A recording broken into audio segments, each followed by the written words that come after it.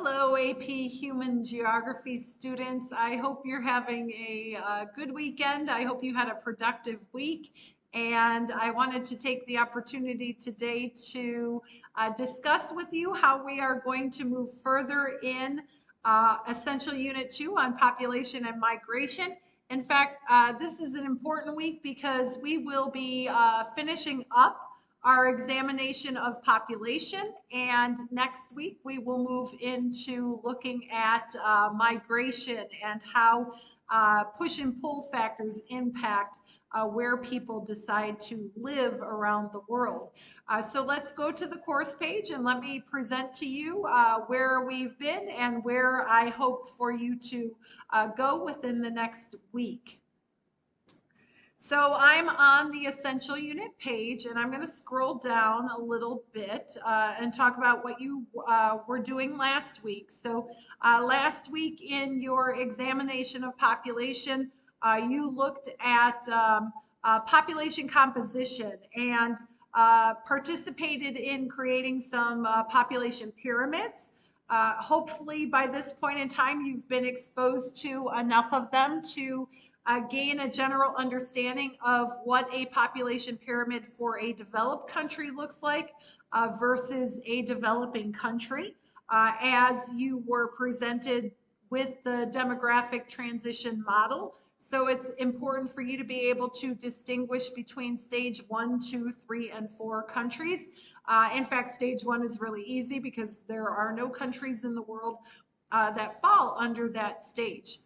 But 2, 3, and 4 are important. So if you didn't do the activity on the demographic transition model at the end of the week, then it's important for you to really take a look at that model and then also integrate it with your understanding of population pyramids and what information they present to us about countries. So that's what you should have done last week. Now I want to spend some time talking about what my expectations are for you in week 3. And as I said, we are going to finalize all of these topics on population. So your focus will be 2.6, 2.7, 2.8, and 2.9. And I'll take a little bit of time right now going through each of them. The first activity for this week is a forum, and it is called Are We Doomed or Is There Hope? So if you go ahead and open this activity, in history, there is a very famous economic philosopher from the 18th century. His name was Thomas Malthus. He is right here. Don't get him confused with Thanos from the famous Avengers series. Thomas Malthus proposed that there were important checks on the population, and those checks came in the form of war, disease, and famine. And he even, to a certain extent, argued how they were important or good for the sustainability of human life on Earth, that these would limit or control population growth. So the reason I have him photographed there next to Thanos, because if you're familiar with the popular culture in the Avengers series, you know that Thanos argued similarly to Thomas Malthus. So in this forum, I would like you to consider population growth and think about, are we doomed? Are we going to exceed the Earth's carrying capacity? Are you in agreement with Malthus, Thanos, or the Neo-Malthusians today? Or is there hope? Do you fall more in line with people like Hans Rosling? Hopefully by this point in time, you watched the film called Don't Panic in the selective unit on film analysis. And then even within the context of this activity, you will be introduced to another who was in agreement with Rosling. There is hope, and the name of that demographer is Bosrup. So in this forum, I provide lots of resources here for you in order for you to develop a claim The first one is a crash course episode on population. The next one is another clip from Hans Rosling, sorry about that, on his argument and how there is hope. And then you can see Boserup's theory outlined for you here. A fun little clip on Thanos and his stance on population control. And then finally, some neo-Malthusian perspectives on this link right here. After you consider all of the resources here, I want you to participate in the forum and answer the question, are we doomed? Will we exceed our carrying capacity, or is there hope? And then when you participate in the forum, make sure that you put that topic in the forum subject line so we know your position, and then make sure that you defend your position with multiple pieces of evidence from the resources that have been provided. And then, of course, as always, make sure you respond to your classmates so we can have a nice discussion about this idea related to population. And then going back to the course page, then we're going to take a look at population policies. In this activity, you're actually going to work collectively. There's countries around the world that have what are called pro-natalist policies and anti-natalist policies. One of the most famous anti-natalist policies in history and around the world was the one-child policy in China. So in this video, you'll explore the one-child policy.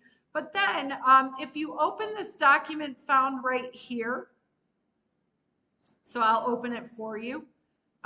There is, well, first I start out with what it means to be pro-natalist and what it means to be anti-natalist. But then you can see that there's a whole list of countries here that we are going to investigate. So open that document. And then what I want you to do is I want you to choose one of the countries. So it's honestly like first come, first serve. So if you see someone's name there, then don't take the country. Research the country and add information in the doc about that country's policies as it relates to population. Are they pro-natalist or are they anti-natalist? And there are some resources here that you can use to figure out the stance of the country that you have chosen, but you're of course also welcome to go to Google and do some research of your own. And then I created a little survey here in terms of your future family. It's more for fun, but it's called the Baby-O-Matic. And if you answer the questions in the survey, you'll come to an understanding of how many children that you might have in your family within the context of your lifetime, based on some of the qualities that you have or espouse today. But again, that one's more for fun. But the goal in this activity is if we all contribute to the same Google document that I have here, then we will have like a nice, strong understanding of how the countries around the world stand today in terms of whether they advocate high birth rates or whether they want to limit or control birth rates within their countries. So that is the activity under population policies. And then we move into 2.8. And in 2.8, you're going to investigate the role that women play in demographic change. We'll start out with a general little gift of knowledge, if you will.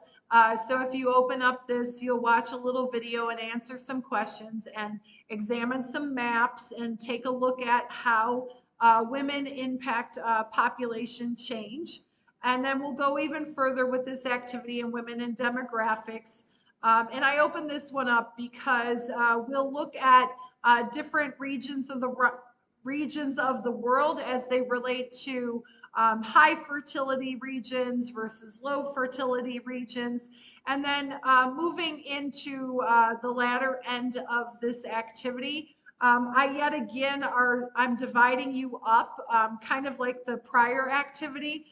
There's quite a hefty little document here on women's empowerment and reproductive health. But for us to kind of like efficiency efficiently move through or read through that document, I've broken it up into different parts. So if you look for your name here, you can see what part of this document you've been assigned. Essentially, everybody's been given about 2 or 3 pages. And then as you read your 2 or 3 pages, I want you to fill in these 2 little charts here in terms of what you found surprising about the topic that you were investigating, and what information within the context of that topic you would challenge. Okay. And then you're going to present your findings for this part of the activity in the forum that is right here with women and demographics. So through these 3 activities, you will come to understand how women are impacted by different policies in different countries, and how women and education and access to health care and contraceptives impact birth rates in different countries around the world. And then we move into the last activity for this week, and that deals with aging populations. So one of the more important features of demographics is this concept of dependency ratio. The dependency ratio in demographics refers to the percent of population in a country that's under the age of 14 and the percent of population that is over the age of 65. Well, it happens to be the case that a good portion of the world's population today is over the age of 65.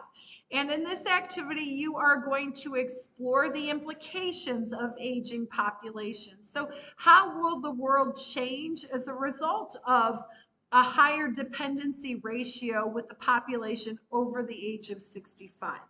And then finally, we get to the population parties. So we started with this activity at the very beginning of the unit, and I want to invite all of you back to the population party. However, this party is dependent upon your participation. You have to record your assignment on the Flipgrid page. Now, if I go to Flipgrid, you'll see that some of your classmates have already done this, but in order for the population party to be successful, I need all of you to do that. So I'm going to hold off on inviting you to this party and ask that if you have not done your part and made your recording on Flipgrid, that you go back to 2.1 and do the population party activity part 1 and 1A, and then move into the rest of week 3 activities with Malthusian theory, population policies, women and demographic change, and aging populations. So it's very important that that you record on Flipgrid so that I can invite all of your classmates to the population party. Plus, it's a good way for you to get to see all of the different people who are in the class.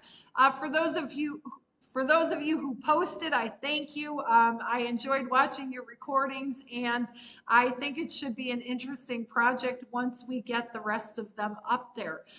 In the meantime, have a good week. Please contact me if you have any questions. I'm happy to help. I will meet with you on Skype or Zoom, whatever you need in order to be successful. Have a good week, and I'll talk to you soon. Bye.